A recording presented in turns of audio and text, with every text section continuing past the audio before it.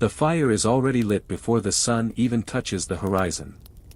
In a small wooden town on the edge of the American frontier, a single orange glow flickers behind a soot-blackened doorway, and the rhythmic clang of hammer on iron begins to echo through streets that are otherwise silent. Somewhere out past the tree line, a wagon train is stalled, its axle cracked clean through, its passengers stranded with winter closing in. And the only person who can save them isn't a doctor, a sheriff, or a preacher. It's the blacksmith. Before this day is over, he will have shaped the very metal that keeps a town alive, and he will have done it with nothing but fire, muscle, and decades of hard-earned skill. This is what a single day actually looked like for the men who forged the American frontier, one hammer strike at a time. Long before alarm clocks or electric lights, the frontier blacksmith's day began in darkness, guided only by instinct and habit. Most smiths rose somewhere between 4 and 5 in the morning, long before the rest of the town stirred. There was no snooze button, no slow start to the day. The forge fire had likely burned low or gone out completely overnight, and reviving it was not as simple as striking a match. It required careful layering of kindling, char, and coal, followed by steady pumping of the bellows until the coals caught and glowed with the deep orange heat needed to soften iron. This process alone could take 20 to 30 minutes, and it had to happen every single morning, rain or shine, holiday or not. Fire was the blacksmith's most valuable tool, and it demanded respect from the very first moment of the day.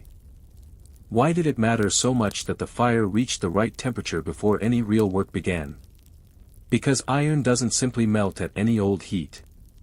Wrought iron, the primary material available to frontier smiths, needed to be heated to somewhere between 1,800 and 2,300 degrees Fahrenheit before it became malleable enough to shape. Too cool, and the metal would crack under the hammer instead of bending. Too hot, and it could burn, becoming brittle and useless, an expensive mistake that could ruin an entire day's material.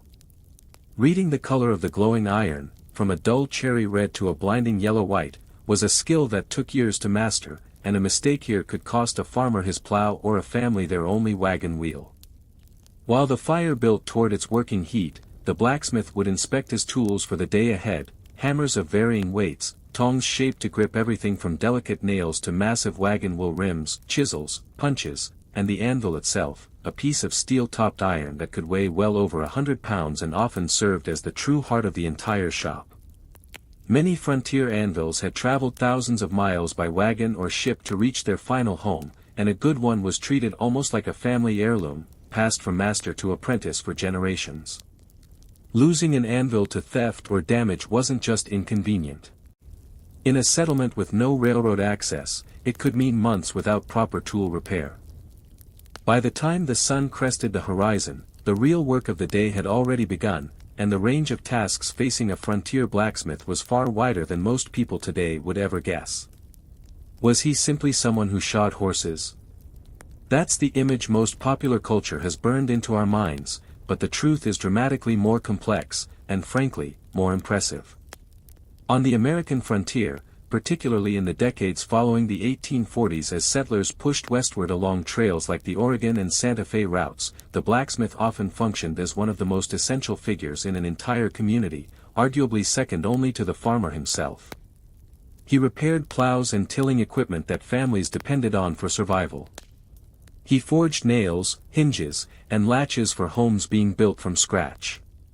He crafted branding irons for cattle ranchers establishing their herds. He mended firearms when the nearest gunsmith might be 100 miles away. He built and repaired the iron rims, called tires, that wrapped around wooden wagon wheels, a job so critical that a broken wheel rim in the middle of a westward migration could mean life or death for an entire family. Some frontier blacksmiths even pulled teeth, since their tools and steady hands made them the closest thing many towns had to a dentist. Imagine trusting the same hands that shaped horseshoes to also handle your aching molar. For many frontier families, there simply wasn't another option. This overwhelming range of responsibility meant the blacksmith's forge was rarely quiet.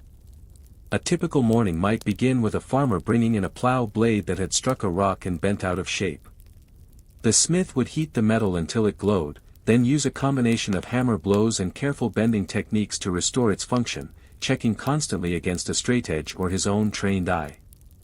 This single repair might take an hour or more, and it was only the first task on a growing list. Next might come a rancher needing a dozen horseshoes crafted from raw iron stock, each one hand-formed to match the unique shape and size of a particular horse's hoof. Horseshoeing wasn't simply a matter of nailing a piece of metal to an animal's foot. It required understanding equine anatomy well enough to avoid causing pain or lasting injury, shaping the shoe precisely using the rasp and fit method, where the smith repeatedly heated, shaped, cooled, and test-fitted the shoe against the actual hoof until it matched perfectly. A poorly fitted shoe could lame a horse, and on the frontier, a lame horse could mean a family lost their only means of transportation, their only plow animal, or in some tragic cases, their only chance of outrunning danger.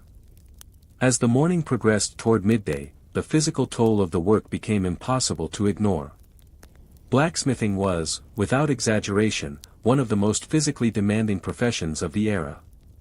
The average smith might swing a hammer weighing between 2 and 4 pounds thousands of times in a single day, each strike requiring precise control even as exhaustion set in. Temperatures near the forge itself could exceed 100 degrees Fahrenheit even in cooler months, and smiths often worked shirtless or in minimal clothing simply to survive the heat, their skin perpetually marked by small burns and scars that told the story of their trade as clearly as any photograph could. Did you know that many frontier blacksmiths didn't live past their 50s, and that respiratory illness was disturbingly common among them? The constant exposure to coal smoke, metal particulates, and superheated air took a measurable toll on the lungs over years of daily work. There was no OSHA, no protective respirator, no safety regulation of any kind. A blacksmith's health was simply the price paid for keeping an entire frontier community functioning, and most smiths accepted that trade without complaint, because the alternative, a town without a working forge, was almost unthinkable. As midday arrived, most blacksmiths took only the briefest of breaks. Unlike farmers who might return home for a full midday meal, a smith working through a busy stretch, especially during planting season when plows needed constant repair, or during wagon train season when western migration peaked between April and June, often ate standing at his own forge, a piece of bread or dried meat in one hand while he continued monitoring his fire with the other. Time was money in a very literal sense. Every hour the forge sat cold was an hour of lost income, and most frontier blacksmiths operated as small independent businessmen, responsible for purchasing their own coal, iron stock, and tools, meaning any wasted time came directly out of their own pocket. This raises an important question that many people never consider. Where did all that iron actually come from? On the true frontier, iron was often scarce and expensive, sometimes the single most valuable material a settlement possessed. Many blacksmiths practiced what's now called recycling out of pure necessity, melting down broken tools, worn horseshoes, and even old wagon parts to reclaim usable iron rather than purchasing new stock that might need to be hauled in by wagon train from hundreds of miles away.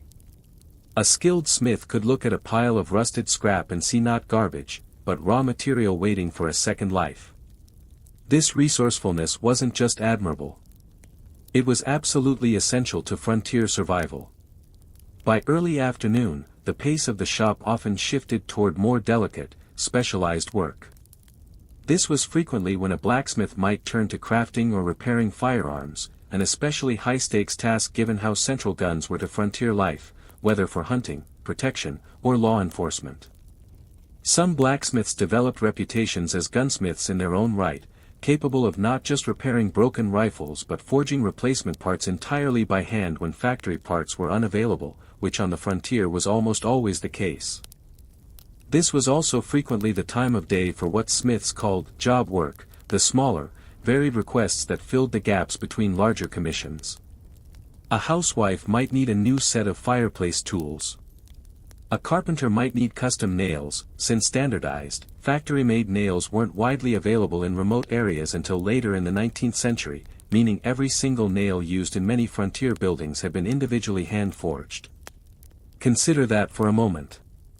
An entire log cabin, an entire barn, could represent hundreds or even thousands of individual hammer strikes, each one shaping a single nail that would then be driven into wood by someone else entirely. The blacksmith's fingerprints, quite literally, were built into the very structure of frontier towns. As afternoon shadows began to lengthen, urgency often crept back into the blacksmith's day, particularly in towns positioned along major migration routes.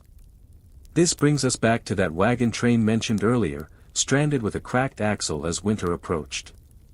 Scenarios like this were far from rare. Historical accounts and diaries from the Oregon Trail era describe blacksmiths in trailside settlements working through the night by torchlight and forge glow to repair wagon parts for desperate travelers racing against the changing seasons. A broken axle discovered too close to the mountain passes could mean the difference between reaching Oregon before the snow closed the routes, or being trapped in the Sierra Nevada or the Rockies as temperatures plummeted.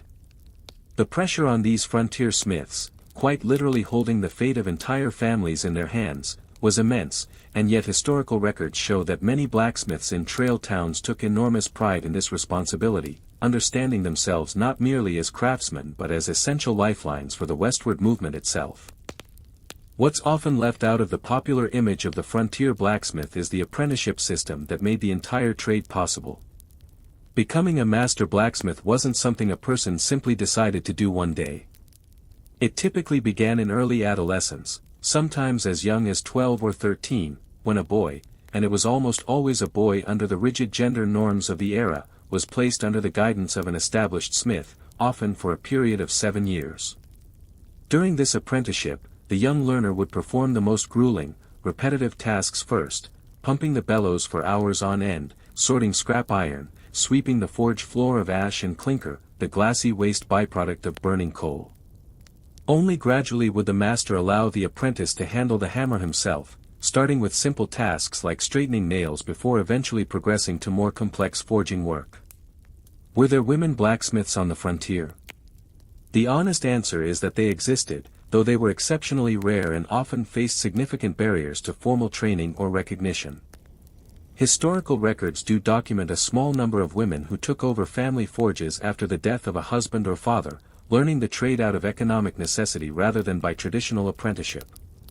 These women often faced skepticism from customers and fellow tradesmen, yet many earned lasting respect in their communities by producing work equal to their male counterparts, proving competence in an era that rarely gave them the benefit of the doubt. As the afternoon work wound down and evening approached, the blacksmith's day still wasn't finished. Unlike many frontier professions, blacksmithing required significant maintenance of the workspace itself. Tools needed to be cleaned and organized. The forge needed careful banking, a technique of covering the coals with ash to preserve embers for the following morning without wasting fuel overnight. Accounts and payments needed to be recorded, since most frontier blacksmiths extended credit to customers, particularly farmers who couldn't pay until after harvest, meaning the smith also functioned as an informal banker and record keeper for a significant portion of the community's economic activity. And what happened when the sun finally set completely?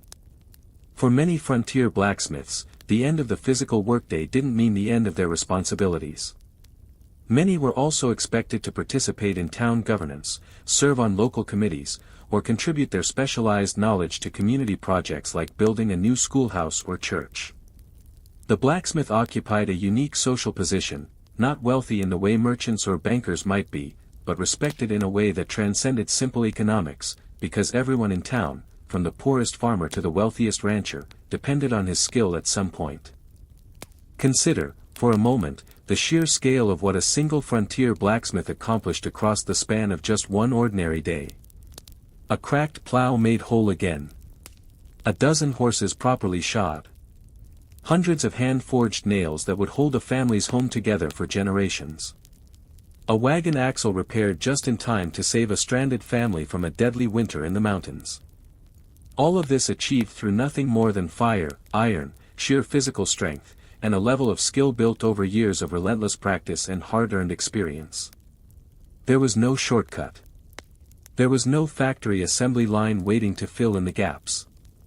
There was only the blacksmith, his fire, and his unwavering commitment to a town that depended entirely on what his hands could shape.